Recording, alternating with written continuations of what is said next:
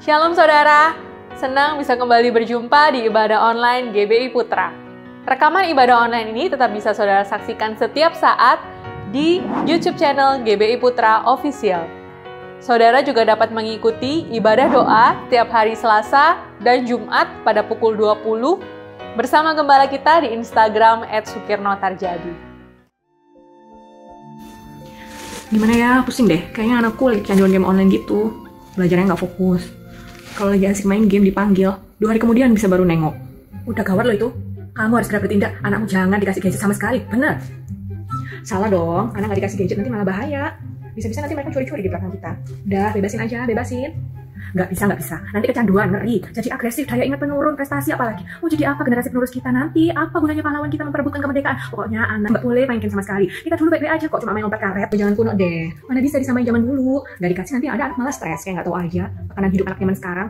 Kita kerja capek-capek buat apa? Kalau bukan buat bahagiain anak. Terus pokoknya kamu harus percaya. Pokoknya harus kebebasan.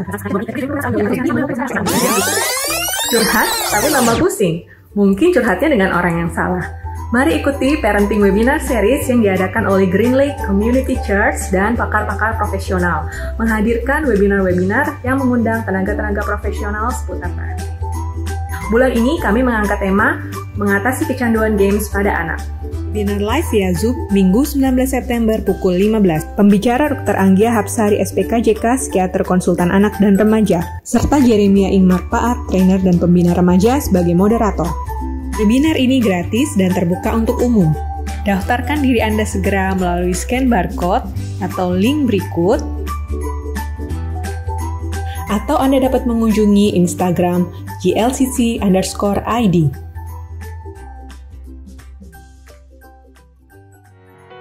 Di masa pandemi ini, selain menjaga imun tubuh, mari sebagai orang tua juga menjaga iman anak-anak kita. Ajak anak-anak untuk beribadah online sesuai usia mereka. Ibadah online khusus anak di Anchor Kids pada pukul 10.15. Anchor Teens bagi remaja pukul 11. Topik khotbah telah dipilih yang terbaik oleh para pembicara. Disampaikan dengan menarik sesuai dengan tahapan usia, sehingga relevan dan dapat diaplikasikan dalam kehidupan sehari-hari. Bagi pemuda, mari ikuti Anchor Youth pada pukul 14. Seluruh rangkaian ibadah ini diadakan melalui Zoom secara online dan live streaming dari gedung Green Lake Community Church. Kami tunggu kehadirannya ya. Saat ini dimanapun saudara berada, mari kita siapkan hati untuk memulai ibadah. Kita masuk dalam doa. Terima kasih Tuhan, Kau begitu baik dan setia. Sepanjang minggu ini kami rasakan kebaikan dan penyertaan-Mu yang tak kunjung berakhir dalam hidup kami. Terima kasih Tuhan, saat ini kami mau siapkan hati kami, tubuh, jiwa, dan roh kami memuji, memuliakan nama-Mu dan belajar firman-Mu Tuhan. Engkau mengurapi setiap pelayan-Mu, juga semua yang terlibat dalam menyiapkan ibadah online ini Tuhan, terlebih hamba-Mu yang akan menyampaikan kebenaran firman-Mu Tuhan. Tuhan mengurapi semua Tuhan. Juga Tuhan membentuk hati kami supaya semakin lembut, supaya kami boleh mengikuti ibadah ini dengan baik, dan kami boleh mendengarkan firman Tuhan dengan baik Tuhan. Kami percaya Engkau mengubahkan kami Tuhan melalui ibadah ini. Ada kesembuhan terjadi, ada perubahan hidup terjadi Tuhan. Tidak ada yang sia-sia dalam ibadah kami Tuhan. Tidak ada satu orang pun yang luput dari lawatan Tuhan. Dimanapun kami berada saat ini, kami dipersatukan oleh kasih-Mu Tuhan, dan kami siap untuk memulai ibadah kami. Di dalam nama Tuhan Yesus, kami siap beribadah. Haleluya. Amin. Selamat beribadah, selamat hari Minggu. Tuhan Yesus memberkati. Haleluya, shalom jemaat, GBI Putra dikasihi Tuhan Yesus. Bersyukur hari ini tangan Tuhan tak pernah tinggalkan kita, amin. Saya percaya hari-hari ini tangan Tuhan memberkati, tangan Tuhan melindungi, tangan Tuhan memegari kita, amin. Apapun yang terjadi, percayalah Tuhan akan selalu berserta dengan kau. Sebab itu mari kita akan puji namanya, kita akan tinggikan Dia, kita mau sembah Dia, kita mau agungkan Dia. Dia Raja di atas segala raja. Mari kita bangkit berdiri sama-sama, kita berikan sorak-sorai tepuk tangan yang paling meriah, yang paling dahsyat buat Tuhan Yesus Kristus. Sorakan haleluya. Come on. Woo. Yes Lord. Bertepuk tangan sama-sama. Here we go.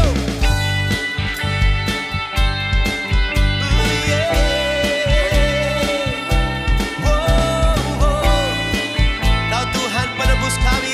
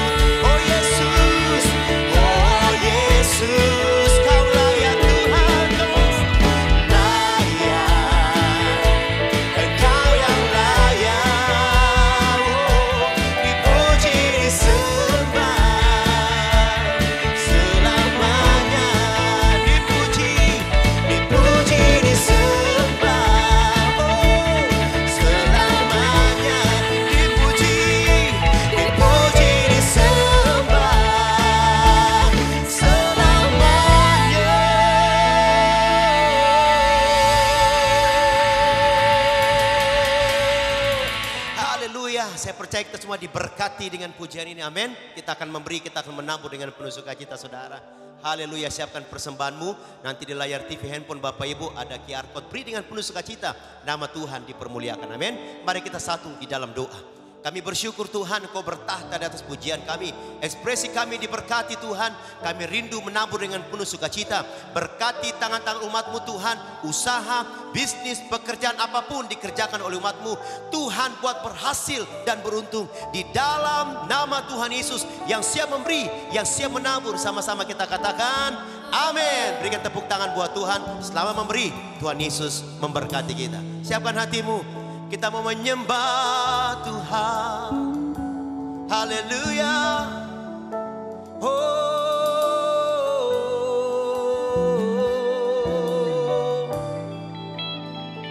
Dengan segenap hati kami bawa persembahan kami di mezbamu, menyembahmu.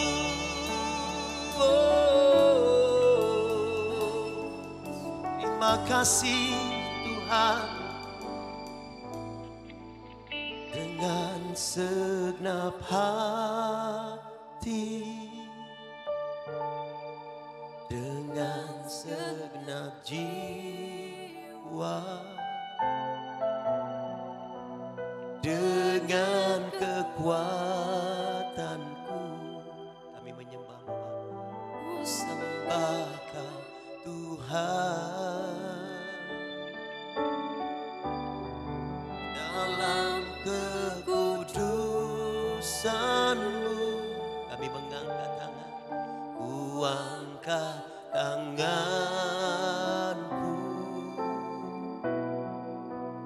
Ku rindu selalu dalam hadirat-Mu. Sebab Engkau yang kudus, sebab Engkau yang kudus, anak domba Allah. Darah-Mu tercurah di atas Kalvari. Sebab Engkau yang layak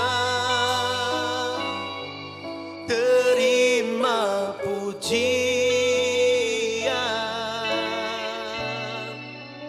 hormat dan kuasa sekarang dan selamanya. Berikan tepuk tangan buat Tuhan yang kudus, saudara. Terima kasih Tuhan. Nyanyikan sama-sama. Dengan segenap hati, dengan segenap jiwa, dengan kekuatanku, ku sembah Kau Tuhan. Dalam kekudusan-Mu, dalam kekudusan-Mu, ku angkat tangan, ku angkat tanganku. Ku rindu selalu, yes Lord, dalam hadirat-Mu. Dari rumah-rumah tangan terangkat, sembah Dia. Sebab Engkau yang kudus, anak domba Allah. Darah-Mu tercurah di atas Kalvari. Sebab Kau yang layak Tuhan, sebab Engkau yang layak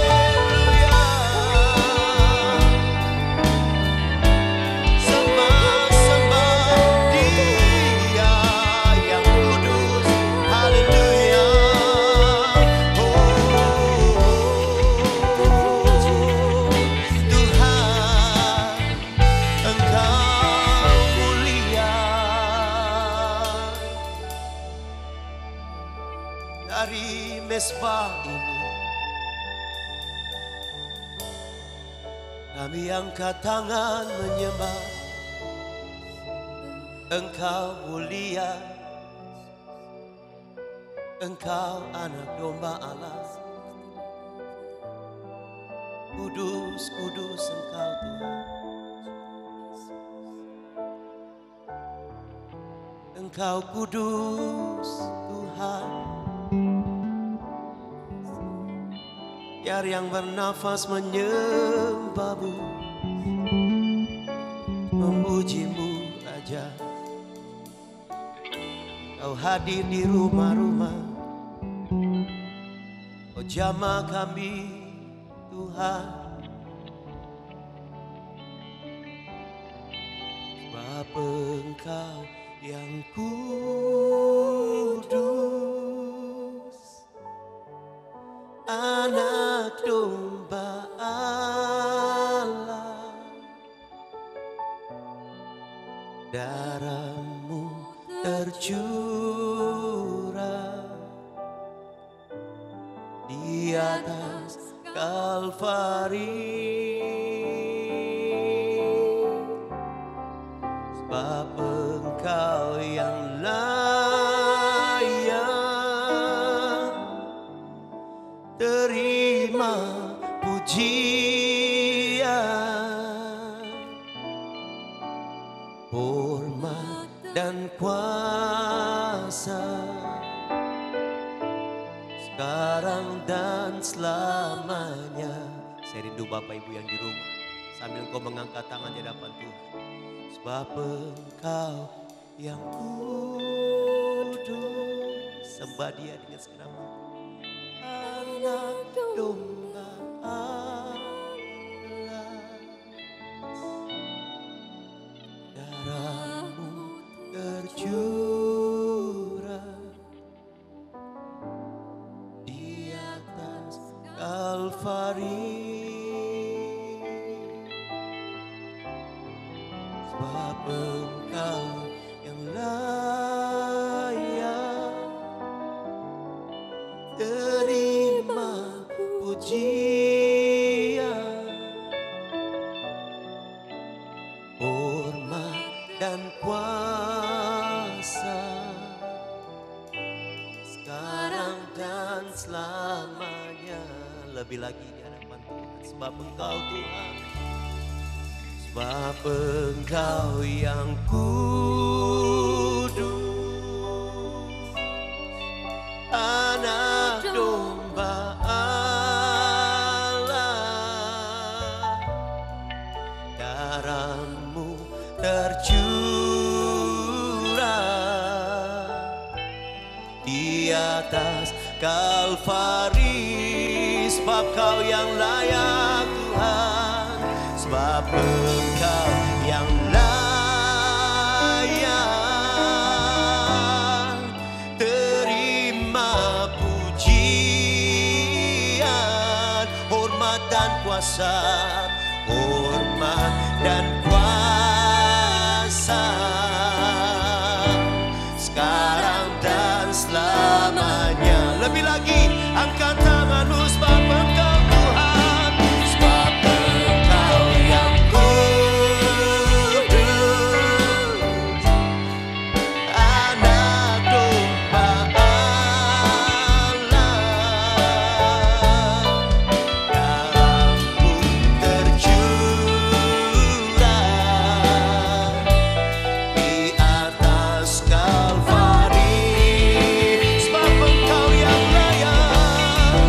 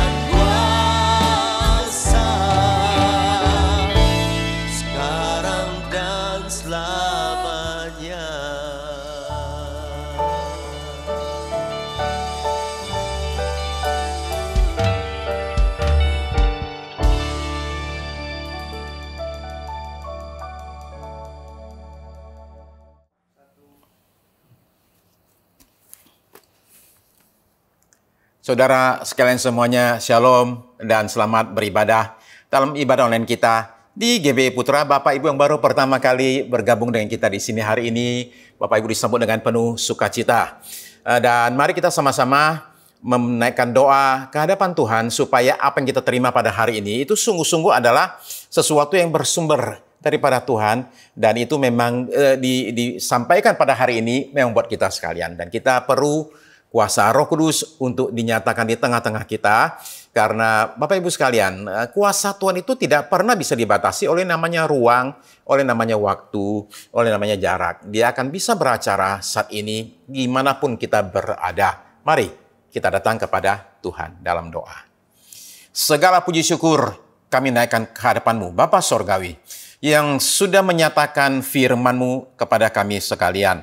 Dan langit dan bumi akan berlalu, tapi firman-Mu akan tinggal tetap. Kami yang hadir di sini rindu sesuatu yang kekal abadi dinyatakan dalam hidup kami, itu firman-Mu. Itu sebabnya kami meluaskan Roh Kudus bekerja dengan leluasa di tengah-tengah kami, di antara kami pada saat ini, sehingga kami akan terima berkat besar melalui pemberitaan firman Tuhan pada hari ini. Pakailah hamba-Mu pada hari ini Tuhan, menyampaikan isi hati Tuhan, dan setiap kami boleh sambut firman Tuhan dengan penuh sukacita, dengan tanah hati yang subur. Firman-Mu ketika ditaburkan tidak kembali sia-sia, melainkan dia bertumbuh, dia berbuah dalam hidup kami.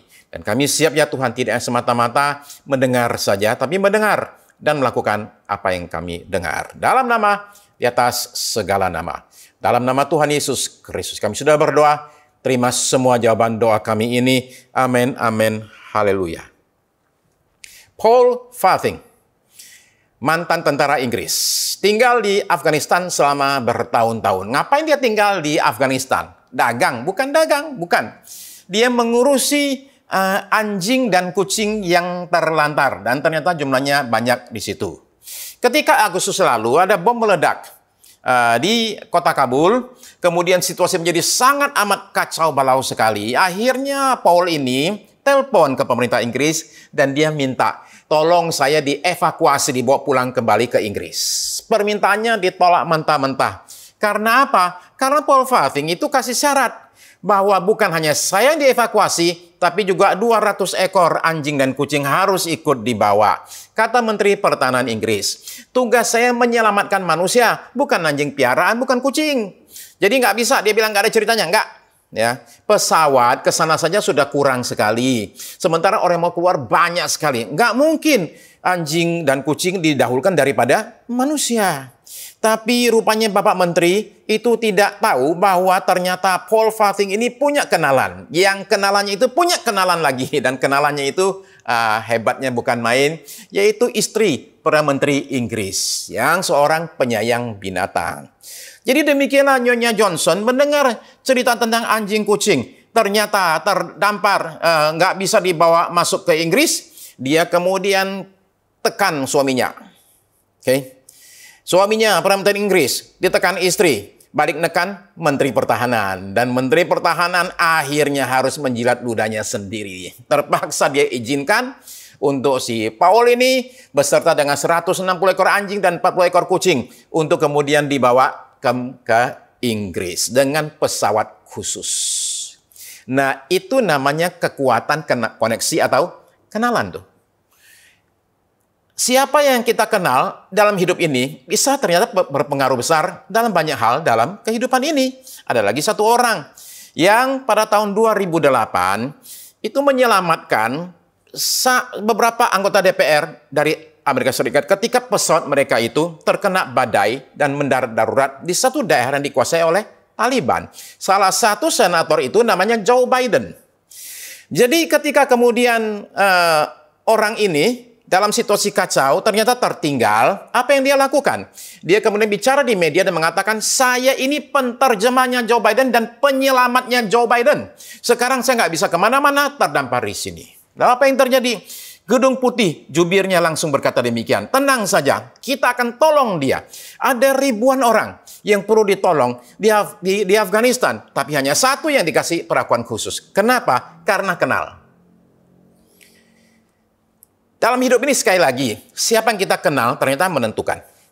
Kalau saudara mau mengandalkan kenalan atau koneksi dalam hidup ini, sebaiknya cari yang pangkatnya tinggi banget, atau yang kuasanya besar sekali, atau yang kayanya bukan main. Semakin tinggi pangkatnya, semakin bagus. Semakin besar kuasanya, semakin mantap. Semakin banyak duitnya, itu yang paling oke. Nah, tapi saudara-saudara coba pikir baik-baik. Bukankah tidak ada yang lebih tinggi pangkatnya daripada Tuhan? Bukankah tidak ada yang lebih kuat selain Dia? Dan bukankah tidak ada yang lebih kaya dibandingkan dengan pemilik alam semesta? Sehingga Yeremia berkata demikian. Yeremia pasal 9 ayat yang ke-23-24. Versi yang saya baca adalah versi namanya BIMK, Bahasa Indonesia Masa Kini. Yeremia 9 ayat 23 berkata demikian. Tuhan berkata, orang arif tak boleh bangga karena kebijaksanaannya, orang kuat karena kekuatannya, dan orang kaya karena kekayaannya. Ayat 24. Siapa mau berbangga tentang sesuatu, haruslah berbangga bahwa ia mengenal dan mengerti aku. Jadi pesan Yeremia yang dia terima dari Tuhan adalah begini, bahwa seseorang dalam hidup ini jangan pernah bangga saudara pintar, jangan bangga-banggain saudara itu orang kuat, dan jangan pernah bangga bahwa saudara kaya. Kalau mau bangga katanya, banggalah bahwa saudara kenal sama Tuhan. Koneksi saudara adalah Tuhan sendiri. Ya. Nah, mengenal siapa Tuhan kita, yang kita sembah dan kita ikuti, itu pentingnya bukan main. Itu keharusan kita sebagai pengikutnya. Tapi kenal yang dimaksud oleh Alkitab, itu bukanlah kenal seperti yang kita pakai pada zaman ini. Saya tunjukkan wajah 3 orang di slide. Oke, coba Bapak Ibu lihat slide ini. Dan kemudian coba perhatikan 3 wajah ini. Dari 3 wajah ini, berapa yang saudara kenal? Jawabannya adalah harusnya semua saudara kenal lah ya. Masa nggak kenal sama namanya Donald Trump, Ratu Elizabeth, atau namanya Lee Kuan Yew ya. Nah, jadi kenal kita, tapi coba perhatikan, kenal kita ini adalah kenal yang dangkal. Kenal dari jarak jauh. Kenal yang hanya sekedar tahu di permukaan, tahu mengenai fakta, wajahnya seperti apa, namanya siapa. Jadi kalau ditanya, apakah pernah bicara sama orangnya, boro-boro, ya, lihat mukanya langsung aja belum pernah kok. Dan kalaupun pernah bicara sama orangnya, bicaranya apa nih? Basa-basi atau bicara yang mendalam? Nah, bukan begitu yang dimaksud dengan kenal dalam Alkitab. Ketika Alkitab itu bicara tentang yang namanya kenal, kata yang dipakai itu, yaitu dalam bahasa Ibrani itu adalah yada, atau bahasa Yunaninya adalah ginosko, itu menggambarkan kenal yang punya beberapa aspek. Yang pertama, aspek pertama adalah kenalnya ini adalah kenal 2 arah. Ya. Saya kenal dia, dia kenal saya. Jadi ada unsur kebersamaannya nih. Karena ada juga orang kenal cuma 1 arah. Saudara perhatikan wajah berikut ya di slide ini. Kalau saya tanya saudara, kenal nggak dengan orang ini? Ya kenal lah. Itu presiden kita, Joko Widodo.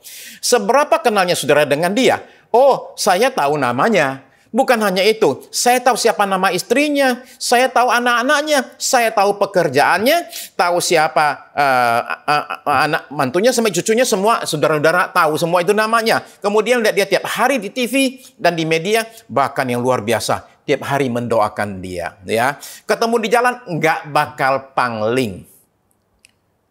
Tapi saya mau tanya, Presiden Jokowi kenal nggak sama saudara? Jadi kenal yang dimaksud Alkitab adalah kenal yang 2 arah. Saya kenal dia, dia kenal saya. Saudara perlu tahu hal ini karena di Matius pasal 7, ayat 21-23, dari versi terjemahan baru 2, PB2, itu Yesus itu tidak kenal dengan orang-orang yang memakai namanya. Kita baca ya, Matius 7, ayat 21-23. Bukan setiap orang yang berseru kepadaku, Tuhan, Tuhan, akan masuk ke dalam kerajaan surga, melainkan orang yang melakukan kehendak Bapakku yang di sorga. Ayat 22. Pada hari terakhir, banyak orang akan berseru kepadaku, Tuhan, Tuhan, bukankah kami bernubuat demi namamu, dan mengusir setan demi namamu, dan mengadakan banyak mujizat demi namamu juga. 3 kali dia menyebut namamu, namamu, demi namamu, demi namamu. Ayat 23. Pada waktu itulah aku akan berterus terang kepada mereka dan berkata, aku tidak pernah mengenal kamu. Enyal dari hadapanku, kamu sekalian yang melakukan kejahatan. Jadi seseorang itu bisa mengaku dia kenal Tuhan. Tapi Tuhan ternyata belum tentu kenal sama dia. Jadi terkenal itu beda dengan dikenal. Karena yang tadi bicara itu, manusia-manusia itu adalah orang-orang yang terkenal secara manusia. Tapi terkenal di mata manusia belum tentu dikenal oleh Tuhan. Aspek yang kedua dari kenal adalah, kenalnya ini adalah kenal yang mendalam. Bukan kenal sekedar kenal, bukan tahu tentang Tuhan, tapi mengenal sifatnya, mengenal karakternya, mengenal kemauannya. Nah, ini adalah kenal yang muncul dari suatu ada dialog saling membuka diri. Coba kita perhatikan ya, Yohanes pasal 4. Ayat yang ke-41 dari versi yang terjemahan baru 2 atau PB2. Yohanes 4 ayat 41. Dan lebih banyak lagi orang yang menjadi percaya karena perkataannya. Perkataan Yesus ya. Dan mereka berkata kepada perempuan itu, kami percaya tetapi bukan lagi karena apa yang kau katakan. Sebab kami sendiri telah mendengar dia dan kami tahu bahwa dialah benar-benar juru selamat dunia. Jadi sendiri itu bukan sekedar kenal di permukaan, tapi mereka itu mendengar dia bicara. Ya. Jadi pengenalannya itu dalam. Tapi yang berikut adalah bahwa mengenal ini maksud adalah kenal dari hasil pengalaman bersama. Ya. Kenal bukan dari apa kata orang, tapi pengalaman langsung. Di Ayub pasal 42, ayat yang ke-5, versi terjemahan baru. Ayub pasal 42, ayat yang ke-5. Begini pengakuan Ayub. Hanya dari kata orang saja aku mendengar tentang engkau. Tetapi sekarang mataku sendiri memandang engkau. Ayub ini selama ini itu rajin ibadah bukan main. Dia sehari itu sembahyangnya 2 kali, pagi dan sore. Rajin lakukan banyak sedekah, tolong orang, luar biasalah secara manusiawi. Tapi dia itu ternyata hanya kenal Tuhan dari apa kata orang. Ini pengakuannya. Dan ada yang lebih parah lagi ditemukan di Alkitab. Yaitu bukan hanya dia kenalnya dari apa kata orang, tapi bahkan ada orang tuh menyembah apa yang tidak dia kenal. Jadi dia menyembah dan sembahnya itu tidak dia kenal. Ini dikatakan oleh Tuhan Yesus, Yohanes pasal 4. Ayat 22 dari versi terjemahan baru 2 ya, PB2. Yohanes 4 ayat 22. Kamu menyembah apa yang tidak kamu kenal. Tetapi kami menyembah apa yang kami kenal. Jadi saudara-saudara sekalian, jangan sampai kita ini tidak kenal dengan yang kita sembah. Itu nggak lucu sekali ya. Nah, jadi kita perlu mengenal. Kenal yang mendalam, karena mengenal yang mendalam adalah mengenal yang benar. Bukan sekedar tahu saja atau kenal biasa-biasa. Karena ini bisa membawa kepada pengenalan yang salah. Salah kenal itu bisa bikin repot. Ya. Teman saya pergi berenang di kolam renang. Bersama dengan istrinya, berdualah mereka kemudian berenang-berenang. Lalu kemudian istrinya naik duluan. Nah, teman saya ini kemudian keluar dari kolam dan dia istrinya di sana dia bermaksud bikin kaget istrinya. Jadi dari belakang dia datang kemudian dia peluk. Begitu dia peluk istrinya teriak kaget kan? Nah, istrinya begitu teriak kaget itu dia baru sadar itu bukan istrinya, itu orang lain. Teman saya ini masuk kolam, orang namanya berenang nggak pakai kacamata, jadi keluar pun pandangannya kabur-kabur, tapi dia percaya diri main peluk aja tuh, oke? Jadi salah. Okay? Jadi karena itu kita perlu perhatikan, jangan sampai salah mengenal. Ya. Ini cerita zaman dulu tuh ada satu orang namanya Charlie Chaplin. Charlie Chaplin zaman dulu itu bintang besar bukan main. Katanya beliau dulu suka datang ke Pulau Jawa tuh, jalan-jalan tuh, ya. Jadi karena saking terkenalnya dia dengan kumisnya, dengan bajunya, dengan gayanya, maka banyak sekali dibikin yaitu kontes mirip Charlie Chaplin. Di mana-mana dibikin demikian. Ya. Lalu kemudian suatu hari Charlie Chaplin tiba di kota San Francisco dan dia dengar bahwa ada kontes mirip Charlie Chaplin. Jadi kemudian dia iseng-iseng dia masuk ke sana dan kemudian dia mendaftar. Ya. Dia nggak masuk final loh.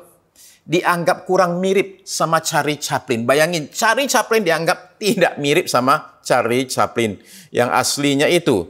Nah, jadi kadang-kadang kita ini bisa tidak mengenal siapa itu yang sebenarnya harusnya kita kenal dengan mendalam. Dalam hal ini adalah Tuhan kita yang kita sembah.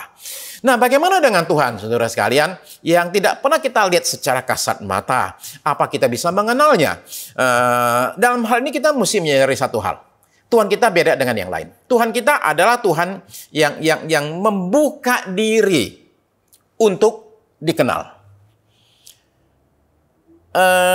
Dan itu terutama karena dia menjelma sebagai manusia dalam inkarnasi. Tuhan Yesus itu dari sorga menjelma menjadi manusia, memberi kita kesempatan untuk mengenal seperti apa Tuhan Allah itu. Jadi Yesus datang ke dunia bukan hanya sekedar untuk menyembuhkan orang, untuk mengajar kebaikan, tapi lebih daripada itu, dia itu menyingkapkan siapa Allah itu dan bagaimana kita bisa punya hubungan dengan Allah yang menciptakan kita semuanya. Jadi bisa tidak kita mengenal dia? Jawabannya bukan hanya bisa, tapi dia sendiri juga ingin supaya kita mengenal dia. Nah, apa yang terjadi ketika kita mengenal dia dengan benar? Yang pertama adalah ketika orang mengenal dia dengan benar, orang menerima hidup kekal. Ini janji firman Tuhan, Yohanes 17 ayat yang ketiga. Yohanes 17 ayat yang ketiga. Dari terjemahan baru 2. Inilah hidup yang kekal itu, yaitu bahwa mereka mengenal Engkau, satu-satunya Allah yang benar, dan mengenal Yesus Kristus yang telah Engkau utus. Saudara dan saya menerima hidup kekal ketika kita mengenal Allah dan Yesus Kristus, utusan Allah. Hidup kekal itu dicari orang di mana-mana. Dan orang dengan berbagai cara berusaha untuk bisa hidup kekal.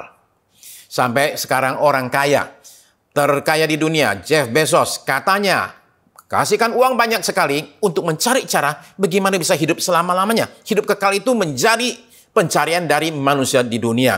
Tapi ternyata hidup kekal hanya bisa ditemukan di dalam satu nama saja, yaitu nama Yesus Kristus, Anak Allah yang hidup. Barang siapa yang percaya kepada nama itu tidak akan binasa, tidak akan masuk neraka, melainkan memperoleh hidup yang kekal. Jadi itu caranya Bapak Ibu sekalian.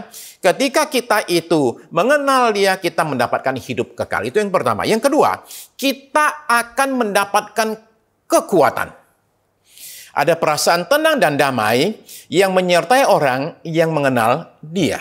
Saya tunjukkan ayatnya ini, 2 Timotius pasal 1 ayat yang ke-12. 2 Timotius 1 ayat 12, tapi ini versi namanya AMD, Alkitab yang mudah dibaca. 2 Timotius 1 ayat 12, AMD. Kata Rasul Paulus, dia mencatat dalam tulisannya kepada anak muridnya Timotius, sekarang aku menderita karena aku memberitakan kabar baik. Kata lain adalah Injil. Tetapi aku tidak malu. Aku mengenal dia yang padanya aku percaya. Dan aku yakin bahwa ia sanggup menjaga ajaran dan hasil kerja yang dia sudah percayakan kepadaku sampai hari kedatangannya. Saudara-saudara sekalian, Paulus itu sebagai seorang rasul, pemberita Injil itu banyak alami penderitaan di dalam hidupnya itu. Daftarnya panjang sekali. Dia kasih listnya di 2 Korintus pasal yang ke-11. Coba kita baca. 2 Korintus pasal 11 ayat 23 sampai 28 dari versi terjemahan baru 2. 2 Korintus 11 ayat 23. Apakah mereka pelayan Kristus? Aku berkata seperti orang gila. Aku lebih lagi. Aku lebih banyak berjerih lelah, lebih sering di dalam penjara, menanggung pukulan di luar batas, kerap kali dalam bahaya maut. 24. 5 kali menanggung pukulan oleh orang Yahudi, setiap kali 40 kurang 1 pukulan. 25. 3 kali aku menderita pukulan, 1 kali aku dilempari dengan batu, 3 kali mengalami karam kapal, sehari semalam aku terkatung-katung di tengah laut. 26. Dalam perjalananku kau sering diancam bahaya banjir dan bahaya penyamun, bahaya dari pihak orang-orang Yahudi dan dari pihak orang-orang bukan Yahudi, bahaya di kota, bahaya di padang gurun, bahaya di tengah laut, dan bahaya dari pihak saudara-saudara palsu. Ayat 27, aku banyak berjerih lelah dan bekerja berat. Kerap kali aku tidak tidur, aku lapar dan dahaga. Kerap kali aku berpuasa, kedinginan dan tanpa pakaian. 28, dan tanpa menyebut banyak hal lain lagi, bebanku sehari-hari, yaitu keprihatinanku terhadap semua jemaat. Ini kan bukan penderitaan ecek-ecek. Ini bukan sekedar orang diejek-ejek karena Kristen. Ini adalah bicara orang yang mengalami sampai bahaya fisik, hampir mati, dipukul, masuk penjara, bukan hanya sekali tapi berkali-kali. Dalam semuanya ini, Rasul Paulus tetap tegar. Kenapa? Karena dia mengenal siapa yang dia percayai. Coba saudara sekarang bayangkan ya, coba bayangkan saudara ada di satu kapal, sedang naik kapal. Dan kapal itu ketemu dengan badai hebat sekali, dia mau gelombang. Semua penumpang pada ketakutan semua, termasuk saudara. Berpikir, dak-dikduk dalam hati, kira-kira selamat apa enggak. Sebagian besar sudah berdoa, sekalipun seumur hidup belum pernah berdoa, akhirnya bisa berdoa juga hari itu. Ya. Tapi sekarang saudara bayangkan begini, skenario yang lain. Dalam kapal yang sama, tapi saudara kenal sama kapten kapal. Dan saudara tahu persis bahwa kapten kapal ini spesialis badai. Dia sudah terlatih menghadapi badai, bahkan saudara sudah tahu, badai yang lebih hebat daripada yang saudara alami sekarang itu saat itu, nggak ada apa-apanya. Yang lebih hebat 10 kali aja, dia lolos. Dan kapten kapal itu sudah terbiasa jalur yang sedang ditempuh itu, dia sudah tahu jalurnya. Kalau sudah ibaratnya, tutup mata aja nyampe. Kalau saudara tahu demikian, kira-kira saudara akan beda nggak sikapnya dibandingkan dengan tidak tahu? Jelas akan beda dong. Begitu saudara tahu kaptennya ini spesialis badai, jago hadapi badai, terbiasa hadapi badai, saudara akan mengatakan, tenang. Kenapa? Kaptennya hebat. Nah, ilustrasi ini tidak menggambarkan yang sesungguhnya. Yang sesungguhnya itu lebih hebat daripada yang tadi. Itu bahwa Tuhan itu bukannya sekedar kapten kapal di tengah badai. Tapi Tuhan itu yang menenangkan badai, dia yang menggerakkan badai, menghentikan badai. Dia yang adalah penguasa alam semesta. Dan itulah yang kita kenal yang menjadi andalan kita. Ya. Dalam situasi pandemi ini, Bapak Ibu sekalian, saya menyadari bahwa saudara dan saya itu digoncang bolak-balik. Terus-menerus seperti orang kena badai. Sebagian kita itu barangkali sudah agak mabok. Barangkali sebagian sudah muntah-muntah, barangkali tergeletak di lantai kapal. Udah nggak bisa berdiri saking lemesnya barangkali. Tapi satu hal kita tahu. Kita tahu saudara-saudara sekalian, bahwa di tengah-tengah badai pandemi ini, semua kita ini aman. Kenapa? Karena kita kenal kepada siapa kita percaya. Kita tahu akan kuasanya, kita tahu dia itu setia, bisa diandalkan. Jadi kita akan jalani pandemi ini sekalipun mabok-mabok, tapi kita tidak ada rasa takut. Damainya menyertai saudara dan saya. Yang ketiga, ketika kita mengenal dia, kita akan mendapatkan namanya pewahyuan. Tuhan akan beritahu kepada kita perkara-perkara yang akan terjadi di dalam hidup kita. Jadi kita bisa bersiap hadapi banyak hal. Umpama contoh Abraham. Abraham itu Yakobus pasal 2 ayat 23. Yakobus 2 ayat 23. Itu dikatakan dengan demikian.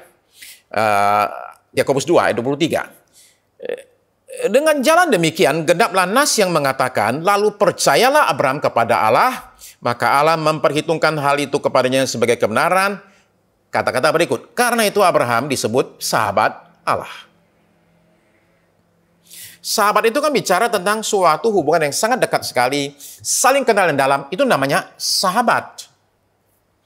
Nah, ada dua kejadian dicatat di Kejadian pasal yang ke-18. Yaitu Abraham itu didatangi oleh Tuhan sendiri.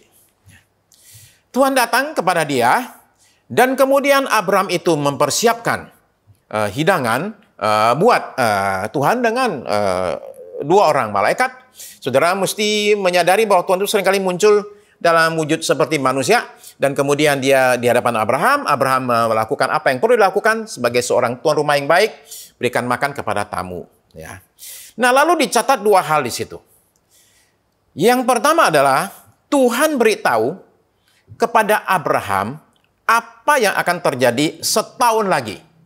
Yaitu Tuhan berkata, tahun depan aku datang lagi, Sarah sudah punya anak. Ya. Nah, Abraham sih sudah tahu sebelumnya. Kalau Sarah baru pertama kali tahu. Begitu tahu, dikasih tahu, tahun depan bisa punya anak, Sarah itu ketawa. Kenapa? Dianggap lelucon. Nenek-nenek, umur 89 tahun, 90 tahun, bisa punya anak. Ketawa dia. Di Kejadian 17, Abraham itu pertama kali mendengar bahwa dia dan Sarah akan punya anak. Saking nggak percayanya, dianggap lelucon. Abraham juga ketawa. Opa-opa tua umur 100 tahun bisa punya anak lagi, yang benar aja. Terkadang janji Tuhan itu kedengarannya itu terlalu fantastis, sehingga kita sulit sekali percaya. Okay. Jadi yang pertama, Tuhan beritahu kepada Abraham apa yang akan terjadi tahun depan. Tapi yang kedua, Tuhan beritahu kepada Abraham apa yang akan terjadi pada kota Sodom dan Gomora. Ini yang luar biasa, Kejadian 18 ayat 17. Coba kita baca ya. Kejadian 18 ayat 17. Berpikirlah Tuhan. Pikiran Tuhan disingkapkan oleh firman Tuhan. Apakah aku akan menyembunyikan kepada Abraham apa yang hendak kulakukan ini? Ya, jadi Tuhan itu bertanya dalam hatinya, kasih tahu nggak ya sama Abraham ya? Kasih tahu nggak ya? Dan dia putuskan mengatakan, ya udah, kasih tahu. Dikasih tahu sama Abraham bahwa aku sudah mendengar Sodom ini parah banget. Aku mau datang, mau lihat benar apa enggak. Jadi yang namanya orang dekat itu pasti akan dapatkan informasi ya yang lebih cepat daripada yang nggak kenal sama sekali. Nah, jadi demikianlah kita kenal dengan Tuhan, mendapat pewahyuan. Nah, sekarang kita bicara banyak manfaatnya nih. Tentu sekarang kita bicara caranya bagaimana seorang itu bisa mengenal dia. Nah, ini yang perlu kita perbuat, teman-teman sekalian, saudara-saudara sekalian. Nomor 1, langkah yang harus kita perbuat. Kalau kita ingin mengenal Allah adalah, 1, terimalah Yesus sebagai Tuhan dan Juru Selamat saudara. Ini langkah paling mendasar. Kenapa? Karena tanpa Yesus kita tidak akan pernah bisa mengenal siapa Allah itu. Karena beginilah kata Yohanes pasal yang ke-14 ayat 8 sampai 9. Yohanes 14 ayat 8 sampai 9 dari versi Terjemahan Baru 2, PB2. Ayat 8, kata Filipus kepadanya, kepada Tuhan Yesus, Tuhan, tunjukkanlah Bapa itu kepada kami, itu sudah cukup bagi kami. Kata Yesus kepadanya, telah sekian lama aku bersama-sama kamu Filipus, namun kau tidak mengenal aku. Siapa yang telah melihat aku, ia telah melihat Bapa. Bagaimana engkau berkata, tunjukkanlah Bapa itu kepada kami. Jadi nggak perlu nanya, seperti apa Bapa. Melihat Yesus, melihat Bapa. Jadi melihat Yesus adalah melihat Allah. Karena, saudara-saudara sekalian, di dalam Kolose pasal 1 ayat 15 sampai 20, saya akan bacakan pernyataan yang luar biasa tentang Yesus. Kolose pasal 1 ayat yang ke-15 dari Terjemahan Baru 2. Dialah, maksudnya Yesus adalah gambar Allah yang tidak kelihatan, yang sulung lebih utama dari segala yang diciptakan. 16. Karena di dalam dialah telah diciptakan segala sesuatu yang ada di sorga dan yang ada di bumi, yang kelihatan dan yang tidak kelihatan, baik singgasana maupun kerajaan, baik pemerintah maupun penguasa, segala sesuatu diciptakan oleh Dia dan untuk Dia. 17. Ia ada terlebih dahulu dari segala sesuatu dan segala sesuatu menyatu di dalam Dia. Wow. Tapi lanjut terus. Dialah kepala tubuh yaitu jemaat, dialah yang sulung, yang pertama bangkit dari antara orang mati, sehingga dialah yang lebih utama dalam segala sesuatu. 19.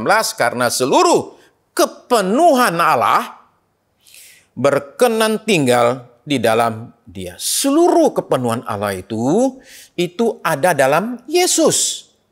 20. Dan melalui dialah Allah memperdamaikan segala sesuatu dengan dirinya, baik yang ada di bumi maupun ada di sorga, sesudah ia mengadakan pendamaian dengan darah salib Kristus.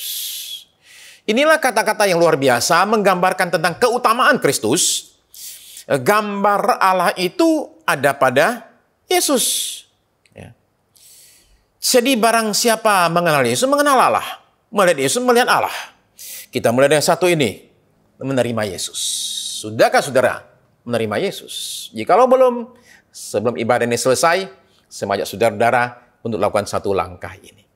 Lalu kemudian cara yang kedua adalah saudara dan saya mesti menerima Roh Kudus.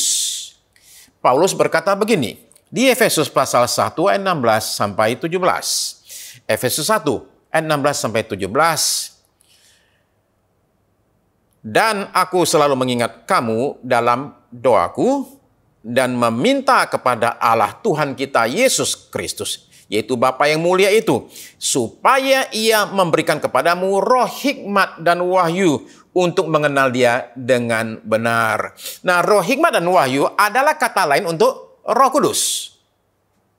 Kita tidak akan pernah bisa mengenal Allah dari diri kita sendiri. Allah itu mesti membukakan dirinya di dalam Kristus Yesus, tapi katanya kita juga memerlukan roh hikmat dan wahyu untuk bisa mengenal Dia. Jadi karena itu, mari kita ini minta pertolongan Roh Kudus. Menerima roh yang hidup itu, roh hikmat dan wahyu untuk masuk dalam hidup kita, bekerja dalam hidup kita, dan kemudian mengajar kita, membimbing kita langkah demi langkah untuk kita bisa mengenal Dia. Ya. Bagaimana caranya lakukan hal ini? Kita mesti berdoa minta kepada Tuhan Yesus memenuhi kita dengan rohnya yang kudus itu. Lalu kemudian saudara sekalian, ada yang ketiga, yaitu kita ini mengenal Allah. Pertama-tama dengan menerima Yesus sebagai juru selamat, kita terima roh, pewahyuan dan hikmat. Tapi yang ketiga saudara sekalian, kita masuk ke dalam pembacaan Alkitab. Alkitab itu memperkenalkan kita dengan Allah. Dari Alkitab kita mengenal Allah, kita mengenal apa kehendaknya, seperti apa karakternya, bagaimana cara kerjanya. Komplit. Kita nggak perlu baca buku yang lain, nggak usah sama sekali. Alkitab itu sudah cukup. Ya. Tapi sekalipun kita cukup satu buku, satu kitab, tapi tidak cukup hanya tahu apa kehendaknya dan mengenal Dia. Tapi lebih daripada itu, mari kita baca kata-kata Rasul Yohanes dari 1 Yohanes pasal 2 ayat yang ketiga dari versi terjemahan baru. Ya. Versi terjemahan baru. 1 Yohanes pasal 2 ayat 3. Dan inilah tandanya bahwa kita mengenal Allah, yaitu jikalau kita menuruti perintah-perintahnya.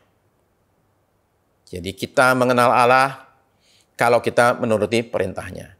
4. Barang siapa berkata, aku mengenal Dia, tapi tidak menuruti perintahnya, ia adalah seorang pendusta dan di dalamnya tidak ada kebenaran. Nah, perintah Allah itu ada di mana? Ada di Alkitab. Jadi tidak cukup kita itu jago kutip ayat, juara hafal Alkitab. Tapi lebih daripada itu adalah, saudara-saudara sekalian, pertanyaannya bukanlah, tahukah kamu ayat ini? Bukan itu pertanyaannya. Pertanyaannya haruslah, apakah kamu melakukan apa yang diperintahkan oleh ayat ini? Jadi seseorang tidak hanya membaca Alkitab, tidak hanya mengenal apa itu perintah Tuhan, tapi dia melakukan apa yang dia baca itu. Coba kita lihat ada satu cerita ya, di Matius 21. Yesus menyampaikan satu perumpamaan yang singkat. Matius 21 ayat 28 sampai 31. Matius 21 ayat 28. Tetapi apakah pendapatmu tentang ini? Dia minta pendapat. Seorang mempunyai 2 anak laki-laki. Ia pergi kepada anak yang sulung dan berkata, anakku pergi dan bekerjalah hari ini dalam kebun anggur. Ayat 29 jawab anak itu, baik Bapak, tetapi ia tidak pergi. 30. Lalu orang itu pergi kepada anak yang kedua dan berkata demikian juga. Dan anak itu menjawab, aku tidak mau. Tetapi kemudian ia menyesal, lalu pergi juga. 31. Siapakah di antara kedua orang itu yang melakukan kehendak ayahnya? Jawab mereka yang terakhir. Jawaban mereka itu benar sekali. Yang penting itu bukan pengakuan mulut, tapi tindakan nyata. Yang satu mengaku dengan mulut bahwa dia akan melakukan, tapi dia nggak melakukan. Yang satu dengan mulut mengatakan nggak mau melakukan, tapi akhirnya melakukan. Saudara sekalian, tahu banyak itu bahaya kalau nggak melakukan. Sebab semakin tahu banyak, semakin dituntut banyak. Maka kata Yakobus pasal 3, mestinya katanya, jangan terlalu banyak orang pengen jadi pengkhotbah. Istilah yang dipakai adalah guru. Kata guru itu di Perjanjian Baru itu adalah orang yang mengajar kebenaran firman Tuhan. Jangan banyak orang pengen jadi pengkhotbah. Kenapa? Karena pengkhotbah itu dituntutnya itu banyak sekali. Mendingan tahu sedikit tapi melakukan daripada tahu banyak dan nggak melakukan. Nah, jadi kita perlu untuk memberikan waktu kita menekuni Alkitab, tapi juga kita melakukan apa yang dikatakan oleh Alkitab. Yang keempat adalah bahwa seseorang itu bisa mengenal Allah. Caranya adalah dia mesti bergaul dengan Allah. Yesus itu sahabat kita. Sahabat itu kan teman yang akrab. Tapi Yesus itu lebih daripada sahabat kita. Alkitab mengatakan bahwa Yesus itu juga adalah abang sulung kita. Abang tua kita itu. Tuako kita istilahnya ya. Oke. Take gitu ya. Nah, tapi dia katanya juga adalah mempelai kita. Saudara-saudara tahu bahwa Alkitab itu memakai berbagai sudut pandang, berbagai istilah. Untuk memberitahu kepada kita, menggambarkan kepada kita bahwa Allah itu ingin berhubungan dengan kita. Yang namanya pergaulan selalu memerlukan waktu, ngobrol, ya, saling berbagi isi hati, sehingga masing-masing tahu apa yang ada di hati masing-masing. Bergaul itu selalu ada unsur waktunya itu, menghabiskan waktu bersama itu namanya bergaul. Jadi ketika bergaul, saudara itu jadi tahu apa yang menyenangkan hati Tuhan dan apa yang dia tidak yang menyebalkan hati Tuhan. Saudara tahu semua. Saudara juga peka akan kehadiran Tuhan di dalam hidup saudara. Ya, jadi sudahkah saudara berikan waktu untuk berbicara dengan Tuhan, untuk berdialog dengan Dia? Ya, nah jelas kita nggak bisa bergaul dengan Tuhan seperti kita bergaul dengan sesama kita, teman kita lah ya. Beda kualitasnya, caranya itu. Tapi kalau saudara sungguh-sungguh berikan waktu mencari Tuhan dan rindu mengenal Dia, maka Dia akan menyatakan dirinya kepada saudara dan saya. Jadi salah satu caranya adalah saudara dan saya itu perlu banyak bertanya kepada Tuhan. Saya tahu beberapa orang bilang gini, tapi Pak, Tuhan itu seringkali kan diam, Pak. Ya, banyak kali diam itu. Ya. Saudara sekalian, diamnya Tuhan itu bukan berarti tidak menjawab. Jawaban Tuhan itu tidak selalu seperti orang mendengar teman bicara, "Oh, saya seperti itu." Enggak selalu demikian. Bisa saja jawaban Tuhan datang dari sumber yang lain. Saya menanyakan satu pertanyaan. Tahu-tahu jawabannya munculnya ketika apa? Ketika saya mendengar khotbah seorang hamba Tuhan. Dapat jawaban yang kemarin itu. Itu Tuhan menjawab. Atau barangkali saudara tanya satu perkara, lalu kemudian saudara baca satu artikel, baca satu buku, di situ jawabannya itu. Itu Tuhan menjawab. Ya. Dan jangan berharap saudara tanya sekarang, itu dijawab sekarang. Bukan Tuhan nggak sanggup. Tapi mengajar kita untuk rendah hati. Untuk mencari Tuhan sungguh-sungguh. Enggak sekarang mau apa dapat sekarang. Enggak demikian saudara-saudara sekalian. Tuhan itu bisa. Kita ngomong sekarang jawab sekarang bisa enggak? Bisa. Tapi dia nggak mau. Dia mau ngajar kita punya karakter yaitu bersabar dan rendah hati. Nah saudara dan saya tidak hanya harus mengenal Allah. Tapi setelah mengenal Allah, kita harus membuat Dia dikenal oleh banyak orang. Tidak hanya kita mengenal Dia, tapi membuat Dia dikenal. Itulah yang dialami oleh seorang perempuan di pinggir sumur di daerah namanya Samaria di Israel. Hidup wanita ini dalam keadaan kacau balau. Dia kawin cerai 5 kali. Sekarang kali ke-6 dengan satu orang pria, akhirnya nggak kawin. Istilah kita kumpul kebo. Dia datang ke sumur untuk ambil air jam 12 siang. Orang di sana ambil air nggak jam 12 siang, pagi-pagi, biar nggak panas. Kenapa dia jam 12 siang? Karena dia ingin menghindari ketemu sama orang. Sudah terlalu hancur hidupnya. Nggak ada orang mau lagi dekat sama dia, temannya nggak ada. Tapi saudara terkasih, pinggir sumur itu, dia alami perjumpaan dengan Yesus. Lebih dari perjumpaan, tapi suatu perkenalan yang mendalam. Karena begini kata Yohanes pasal 4 ayat 25 sampai 26 dari terjemahan baru 2, PB2. Yohanes 4 ayat 25. Jawab perempuan itu kepadanya, "Aku tahu bahwa Mesias yang disebut juga Kristus akan datang. Apabila ia datang, ia akan memberitakan segala sesuatu kepada kami." 26 kata Yesus kepadanya, "Akulah dia yang sedang berkata-kata dengan engkau." Saudara perhatikan tidak luar biasanya dialog ini. Karena di mana-mana Yesus mengatakan, jangan ngomong dulu, jangan kasih tahu aku Mesias, diam-diam. Tapi terhadap perempuan ini, dia justru membukakan dirinya dan mengatakan, aku ini Mesias. Dan kalau Yesus tidak ngomong, aku ini Mesias, aku ini Kristus, wanita itu nggak bakal tahu. Jadi Tuhan memperkenalkan dirinya, membuka dirinya. Nah ini yang namanya mengenal. Akhirnya dia mengenal siapa Mesias itu dan hidupnya berubah total. Tapi perhatikan, dia tidak puas cukup dengan hanya perjumpaan dan perkenalan itu. Dia memutuskan untuk lakukan satu hal yang selama ini dia hindari. Yaitu apa? Bertemu dengan orang banyak. Alkitab mencatat di pasal 4 ayat 28 lanjutan dari yang tadi. Yohanes 4. Perempuan itu meninggalkan tempatnya di situ, lalu pergi ke kota dan berkata kepada orang-orang di situ, "Mari, lihatlah orang yang mengatakan kepadaku segala sesuatu yang telah kuperbuat. Mungkinkah dia itu Kristus?" 30.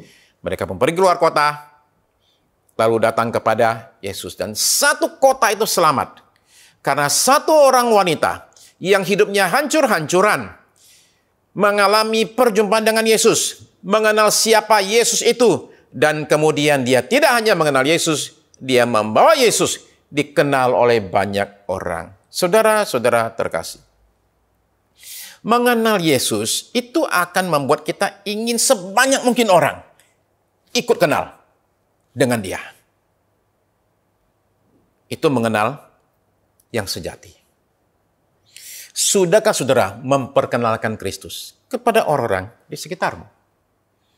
Waktu saya baru bertobat, tahun 85. Saya ketika terima Tuhan, apa yang saya lakukan? Saya ingin supaya keluarga saya mengenal Tuhan. Pada zaman itu, saya kuliah di Jogja, tidak ada telepon di rumah kami di Pontianak. Jadi, kalau orang tua saya pengen tahu saya masih hidup apa enggak, itu caranya cuma satu. Mereka itu perlu kantor Telkom. Dan di sana itu mesti ngantri, ada bilik-bilik, kamar-kamar, ada telepon di sana itu. Mereka sodorin satu nomor kepada petugas. Tadi petugas bilang, bilik nomor sekian. Diangkat baru bicara, masa baru tahu, oh anak saya masih hidup. Oke. Nah, atau cara lain, ya surat. Yang nyampainya lama. Jadi apa yang saya perbuat? Nggak ada telepon, saya tulis surat. Saya tulis surat kepada keluarga saya dan memperkenalkan mereka dengan Yesus yang mengubahkan hidup saya. Saudara-saudara terkasih, mari kita pada hari ini izinkan Roh Kudus untuk menyalakan satu api dalam diri kita untuk kita memperkenalkan Kristus kepada orang-orang yang ada di sekitar kita. Mereka yang lagi susah. Ada banyak yang demikian. Mereka sedang sengsara menderita sebab Yesus itu memberikan jalan keluar untuk semua pergumulan hidup kita. Saudara-saudara saya, lebih daripada itu, dia memberikan kepada kita jaminan keselamatan, hidup kekal di sorga sampai selama-lamanya. Bukankah kabar demikian harus kita kasih tahu kepada semua orang yang kita kenal, mengenal dia dan membuat dia dikenal. Mari kita sama-sama berdoa. Saya ajak kita sama-sama bangkit berdiri, saudara sekalian. Pertama-tama, saya ingin berikan kesempatan kepada saudara yang pada hari ini, saudara belum pernah terima Yesus sebagai Tuhan dan Juru Selamatmu. Jikalau ada pada hari ini, saudara yang barangkali tidak sengaja datang ke channel ini dan kemudian ikut ibadah ini, itu bukan kebetulan. Tapi saudara-saudara, Tuhan itu sedang menyatakan karya kemurahan-Nya, membawa saudara-saudara tiba di sini dan mengikuti ibadah ini. Maukah saudara pada saat ini berikan hidup saudara kepada Yesus? Barang siapa percaya kepadanya tidak akan binasa, melainkan memperoleh hidup yang kekal. Jikalau saudara sungguh mau pada saat ini, bolehkah saya undang saudara untuk sama-sama datang bersama dengan saya. Dan kita datang ke hadapan Tuhan yang mengenal semua hati kita, keadaan kita, kesusahan kita, pergumulan kita, barangkali luka-luka dalam jiwa kita, kemarahan kita, berbagai hal yang terjadi dalam hidup kita. Dia tahu semuanya, dan izinkan Tuhan pada hari ini membawa kesembuhan buat saudara dan saya. Saat ini yang perlu saudara perbuat cuma satu saja, saudara hanya perlu buka hati buat Yesus. Dan kemudian saudara naikkan satu doa yang sederhana, bicara kepada Tuhan untuk saudara mengaku kepada Tuhan apa yang saudara alami, mengaku kepada Tuhan kesalahan saudara, dosa-dosa saudara, kegagalan saudara. Saudara bilang sama Dia, katakan kepada Dia dengan kata-kata saudara sendiri, dari hati saudara. Karena Tuhan itu melihat sampai ke dalam hati kita sekalian. Saudara hanya perlu jujur dengan Tuhan dan bicara dari hati saudara, dan minta Dia untuk membasuh saudara, membersihkan saudara dari kegagalan masa lalu, dari dosa di masa lalu. Dan saudara-saudara izinkan Kristus itu untuk mengubahkan hidupmu. Cukup saudara-saudara datang apa adanya. Datang kepada Dia, saudara sekalian, dan bicaralah sama Dia, karena Dia hidup, Dia mendengarkan kita ketika kita bicara. Lalu saudara mengundang Dia buat datang dan ambil alih hidupmu. Jikalau saudara sungguh mau, naikkanlah doa ini. Tuhan Yesus, terima kasih. Dan kau boleh melihat di sini ada saudara-saudariku yang pada hari ini memberikan hidup mereka, membuka hati mereka untuk Engkau ya Tuhan. Menerima Engkau sebagai Tuhan dan Juru Selamat. Kiranya Engkau Tuhan dari sorga melihat dan mendengar dan menyatakan berkat-Mu secara khusus atas saudara-saudariku ini di dalam nama Yesus. Terima kasih Tuhan, terima kasih. Saudara terkasih, jikalau saudara baru saja menaikkan doa tersebut tadi, menyerahkan hidup saudara kepada Kristus, saya ajak saudara untuk boleh datangi gereja terdekat di tempat saudara. Saudara berkasih tahu, saudara ambil keputusan untuk ikut Yesus. Dan saudara minta buat dibimbing di sana. Dan Tuhan akan menyatakan berkat-Nya lebih jauh atas diri saudara. Dan sekarang saudara sekalian, yang lain mari kita datang kepada Tuhan. Dan kita minta Tuhan memberikan kepada kita pewahyuannya, roh hikmat dan wahyu untuk mengenal Dia dengan benar. Maka kita terima kekuatan, terima pewahyuan, dan terima banyak berkat-berkat besar ketika kita mengenal Dia. Terima kasih Bapa Surgawi yang sudah membukakan diri untuk kami kenal, dan yang memberikan roh hikmat dan wahyu untuk mengenal Engkau dengan benar. Hamba doakan setiap kami yang hadir pada hari ini, yang sungguh rindu mengenal Engkau, nyatakanlah pada hari ini, yaitu Roh-Mu yang kudus di dalam hidup kami ya Tuhan, sehingga kami boleh alami suatu perjumpaan yang mengubahkan hidup kami, juga satu perkenalan yang mengubahkan hidup kami. Tuhan, nyatakan Roh-Mu Tuhan atas kami sekalian di dalam nama Yesus. Terima kasih Tuhan. Saudara terkasih, biar Roh Kudus pimpin saudara untuk mengenal Dia lebih jauh dalam Alkitab saudara, pembacaan Alkitab, tapi juga di dalam pergaulan saudara dengan Tuhan. Mari kita sekarang datang ke hadapan Tuhan, kita akan tutup ibadah ini dalam doa. Terima kasih Tuhan Yesus. Hamba mohon pada saat ini Tuhan boleh menyembuhkan yang sakit. Apapun sakitnya Tuhan. Sakit di badan, sakit di hati, sakit di jiwa, sakit dalam roh. Bahkan mereka yang sakit keuangannya, sakit usahanya, sakit pekerjaannya, mereka yang bahkan sakit rumah tangganya. Tuhan nyatakan kesembuhan di dalam nama Yesus. Alirkan kesembuhan-Mu Tuhan atas bagian-bagian hidup kami yang sakit, atas bagian tubuh kami yang sakit. Terima kasih Tuhan, kuasa itu boleh bekerja, healing grace boleh mengalir dalam hidup kami di dalam nama Yesus. Terima kasih Tuhan, dan kami memohonkan berkat untuk bangsa Indonesia, pimpin presiden kami. Dia akan tahu apa yang harus dia perbuat, karena Engkau Tuhan menuntun dia. Terima kasih, nyatakan berkat-Mu atas bangsa kami ya Tuhan.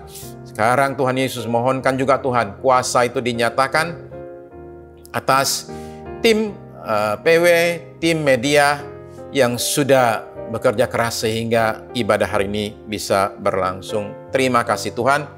Tuhan nyatakan berkat atas mereka. Berkati mereka yang berulang tahun juga Tuhan. Kuasa-Mu Engkau nyatakan atas saudara-saudari kami ini yang barangkali kami tidak sebut namanya, tapi Tuhan tahu persis siapa orangnya.